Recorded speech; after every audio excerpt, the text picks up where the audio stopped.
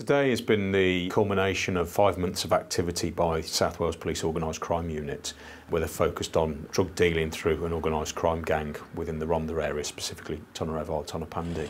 So we've executed 17 warrants in total today. 10 offenders arrested for a range of offences, including conspiracy to supply Class A drugs, possession with intent to supply, some money laundering offences.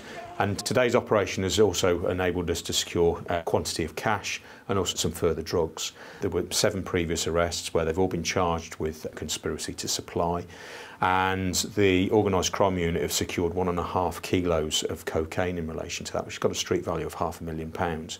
The overarching element of this operation is about focusing on those that are generating their income from criminality and demonstrating to those communities that we will take action against them. You know, we've got huge community, very supportive community within the Rhondda, and a demonstration that South Wales Police are listening to them. We do and will keep them safe within those communities from these individuals.